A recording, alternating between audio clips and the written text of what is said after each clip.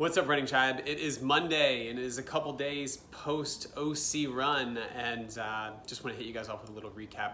This is as much for me to kind of cement this in my own personal history and maybe just give you guys a little bit of my experience in case any of you guys take on something. So from the get-go, this was something I've been planning for this year. I listened to a podcast earlier this year with a guy who ran every single street in San Francisco, which is where he lives. And his point is you can't really know your city or where you're at until you've experienced all of it. So I took that, made it my own, and set out a goal to run all of Orange County. It sounded great. Northernmost part to southernmost part. I moved to California 15 years ago to live by the coast, and this was going to be my kind of love letter to living in Southern California. And mapped it out, and it was like 40 something miles, 40 miles and change. And a friend of mine's like, well, don't stop there. There's a really cool Vista spot down in San Diego along the 5, and you can run there on a side road. I said, that sounds great. So that became the OC 50. And Saturday came along, and it was great to start. Started bright and early, actually dark and early. It was a little bit before 4 a.m. when I finally start going. But the best part is I wasn't by myself. I had a friend of mine named Lisa. She texted me earlier in the week and she's like, hey, I want to support you. What can I do? I said, if you want to ride your bike with me for any part of it, I would love that. She says, great, I'll meet you at 4 a.m. I said, 4 a.m., you understand 4 a.m.? She's like, yeah, I start all of my bike rides at 3 a.m. And I was like, what in the world are you talking about? She's like, well, there's no sun and no cars. I said, no sun, no cars, no shit. Of course there's not. She's like, it's the best time of day to ride a bike. So she's like, this is in my wheelhouse. I said, great, let's do it. So she met me up in the top of Seal Beach, got an Uber up there, got out of the car, and I think the guy, honestly, the entire time was like, what am I doing? Where am I taking you? Because I just told him the intersection of these two roads, First and PCH, and he drops me off, and he's really confused because he's literally just dropping me off at a bus stop. And I get out, and I'm like, all right, I'm good. I'm right where I need to be. And he's like, I don't understand what's happening right now. And he actually lingered around for about 5 to 10 minutes to kind of stretch his legs and then get a smoke break. And I think he was just like, I want to make sure this kid's safe, or I just want to see what the heck is going on. So anyway, a little bit before 4 a.m., Lisa and I got underway in the dark, which was great, but it was already hot. It was 71 degrees at the start. And I know some of you guys are longing for days of 70 degrees, whether you're down south or on the East Coast, because inclement weather is like, that's what August is where you're at. Especially for us in Southern California, this has been a really big heat wave going on. But we started and it was going great. We talked the whole time. It was dark for about 2 hours and 15 minutes and I felt great. Made my way all the way through Seal Beach, through Huntington Beach, saw some friends and they dropped off some food and fuel. And I was, especially at 10 miles, felt great. Said goodbye to Lisa. She went on for a swim later that morning because she's badass, and continued going down the Southern California coast on PCH. Had about 6 miles to myself in an area that I run all of the time, and got into Newport Beach, met another friend of mine named Jesse, and at that point he gave me a bunch of fuel. I had a coconut water, I had one of my avocado vegan sandwiches, I had a clementine. I felt great, and we got to run through Newport Beach. And I started seeing people that were just out on their own run, because at this point it's probably 7:15 in the morning, that I knew, and it was just like, hey, hi, and I got to see maybe 10 different people, and it was so cool. I got to run some of my favorite spots, and we made our way down through Newport Beach, through Crystal Cove, and then we picked up another friend. So at that point it was Jesse, myself, and Ryan, and we got to run from Crystal Cove going south down into Laguna Beach. And I knew that this is where some of the inclines would start. I was joking with Jesse that the 50 miles had 1,700 feet of elevation gain, and in the first 20 miles, I think I had 300 feet of elevation gain, that's it. So I knew that the next chunk was really where a lot of the hills were gonna come in. And Laguna did not disappoint, but we walked the uphills to keep the heart rate low and jogged everything else, and the pacing felt absolutely fine. I would say the first 10 miles, I was probably about 10 minutes and 15 seconds per mile, but my heart rate was like 132. So I knew that that was like, I could cruise there all day. We started getting to Laguna, and it was maybe around 10 or 11 a.m., and it's starting to get a little bit warmer, and we stayed on the inland side of PCH, so we had the shade. But I started noticing my heart rate was starting to creep up a little bit, 145, 148. And just as importantly, when I started to take some of the walking sections going up hills, my heart rate was staying in the 130s, 140s. I was like, okay, this is what I expected, but it's going to be a challenge, and that's totally fine. Most importantly, I had friends to go with, and Jesse carried us through Laguna. About halfway through Laguna, he got picked up, and then Ryan took me all the way through Laguna Beach, which was really nice because there are some really hairy sections of running PCH where there are cars parked on the shoulder, and you're kind of just skirting the side, and it's not the most safe, but we still felt good because we were together. And we made our way all the way through Laguna, kept eating, kept drinking, felt super, super good, and made our way into Monarch Beach, which is a little subsidiary of Dana Point, and dropped Ryan off at the Ritz-Carlton. For any of you guys know that kind of the topography of Southern California and Orange County. So he got dropped there, got picked up by his wife, and that was mile 32. And I looked at Ryan and I looked at my watch, and I tried to do the math in my head. I was like, I don't have 28 miles. I only have 18 miles left. And I said that out loud. It's like, I only have 18 miles left. This is great. I feel great. And dropped Ryan off and made my way into Dana Point. And at that point, I knew I was going to be on my own for about 10, 15 miles or so. And before I had my friend Brian, who was parked at the finish, going to run back to meet me and then finish it off with me. And made my way into Dana Point and needed to refuel again because it was just hot. At this point, it's probably noon, somewhere in that sense, maybe 11:30. And got off course just slightly to go by a grocery store and pick up a couple coconut waters, had another sandwich, had some of my potatoes, which honestly were not working. They were too dry. So that's one tip. Don't do the potatoes that I talked about. Had a bar. Energy-wise, felt pretty good. Hooked up after Dana Point, there's a section where you're just running parallel to PCH, and there's a big guardrail, so you feel safe. It's a really wide bike lane, but it was black asphalt, no shade, 12:30 p.m. in the day there, and it was 85 degrees and 85% humidity, and there were about 3 miles of just flat road, and I had it in my head that since I'd walked a lot of the hills, I should be able to run the flats, and the wheels started to come off. And for any of you guys that are long distance runners, say a marathon, half marathon even, you know that it's not like, let's say you're feeling here, this is good, right? You start, you're feeling really, really good, and there's very often like a little incremental decrease of your energy levels, but it's not just this slow landing plane. Like the plane eventually goes boom and you crash, and that's what a lot of people call the wall. And if it's a marathon, that might be at mile 18 or 20. For me, it was right around mile 38 to 40. And I got through that section in Dana Point. I'm still, for the most part, running. And I hit the section of the trail, or a section of the course that I was looking forward to the most, which was this trail of like a little running path that was kind of sand, dirt, crushed gravel, paralleling San Clemente. And I'd never been there, and I'd heard how epic it was, and I was so excited.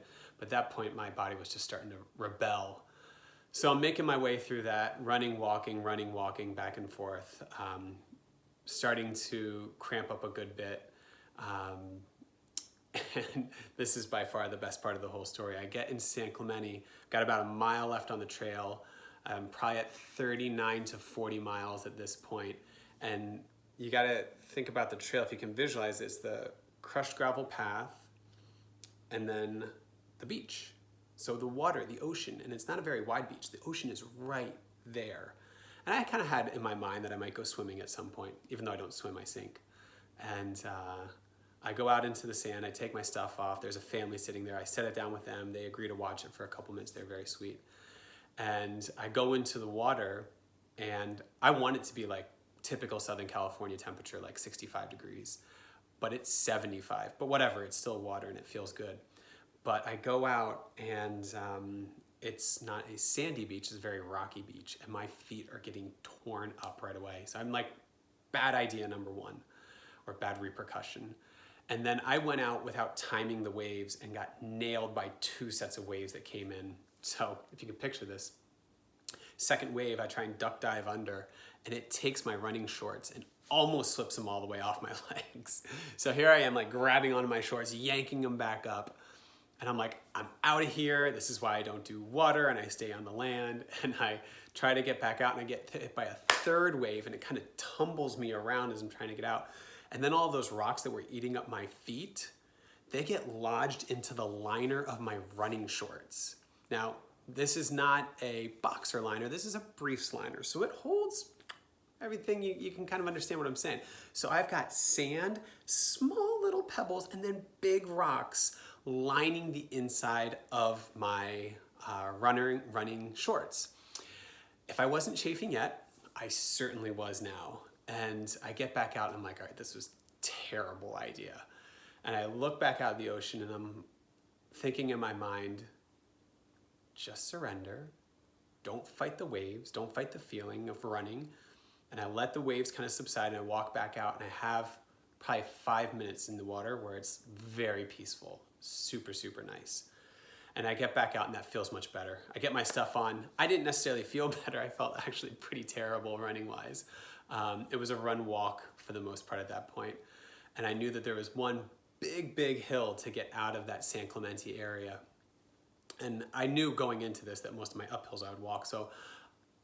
But I had nothing to keep me guided to where I was going. My phone was dead. It wasn't charging with my extra battery. Both of my watches, my Apple Watch and my Garmin watch, their battery had been exhausted. So I literally walk up this hill expecting to get back out into this open area where I can see the freeway and I can get close to it on this road that parallels the freeway. And I get up and I'm in this campsite and there's people that are camping and there's RVs and tents. I don't know where the hell I am. So I walk around a little bit. I finally find this really nice guy who's in a maintenance cart who's collecting some of the trash. And I say, I know this is a weird question. And I look terrible at this point. I'm like already starting to sweat again, kind of have my shoes on, like walking that really wide foot walk because you can't have your legs rub against each other. And I'm like, where am I? Like where, I honestly don't know where I am. And he looks at me for a second and he's like, you're in San Clemente. I was like, okay, that's at least a good start. How do I get to San Diego? And he looks at me again, he's like, what the hell is this kid talking about? He's like, El Presidente, which was the road that I knew would link up with old PCH, is over there. So he was super sweet and he kind of guided me in that direction. But I honestly knew at that time, like my day was coming to a close. It's a little north of 40 miles. I was able to kind of jog it past the line that demarks Orange County with San Diego County, and was able to complete all of Orange County on my own 2 legs. And met my friend Brian, and we walked it probably another 3 miles to right around the San Onofre power plants, a little bit before those. And I was like, I found a shaded area. I was like, that's it. I'm done. I'm good. And the reason that I feel really content with that is that my intention the entire time on this journey, and whenever anybody asks me about it, is that if I was looking down at the ground, if I wasn't enjoying what I was doing, then I was doing it wrong. And I found too many spots in those last mile or so where I just wasn't having fun.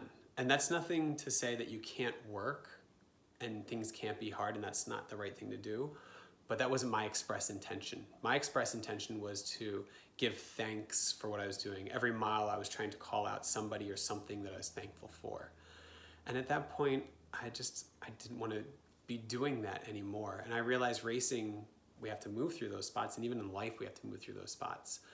But when I was choosing to do this as a celebration, I wanted to still feel celebratory. So that spot was done, and I honestly have no qualms about it.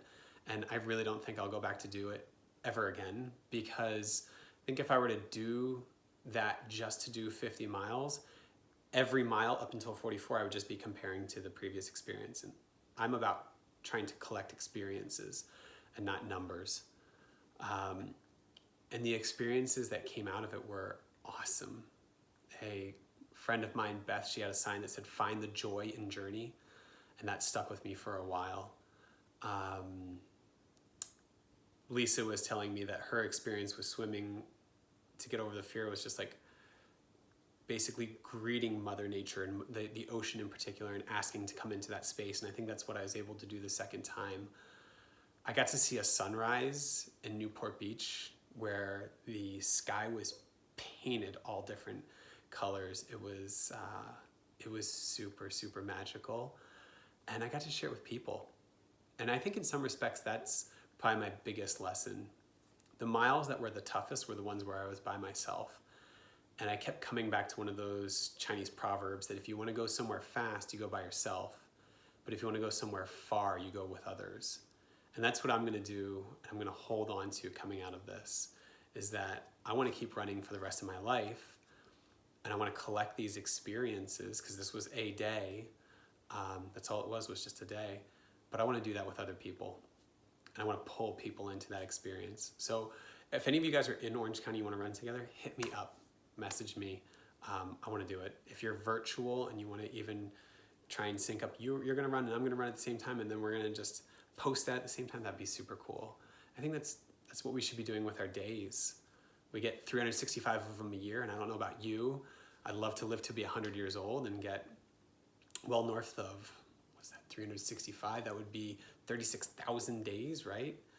And that was just one day, but it was a ton of memories that came out of that day. So I want to use my days to make up those memories. And I think that really happens when it's with people.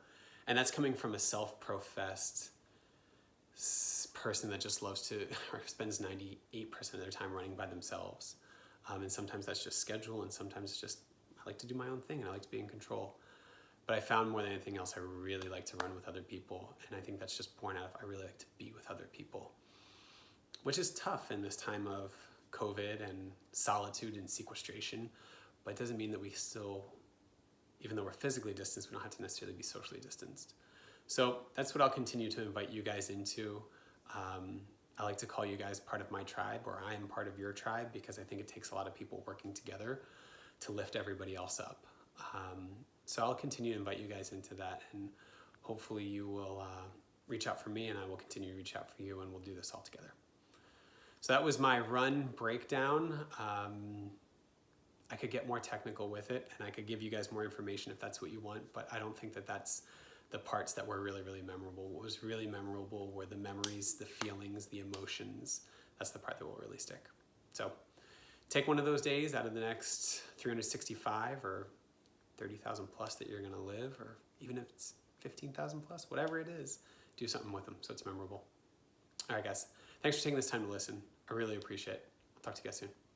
Peace.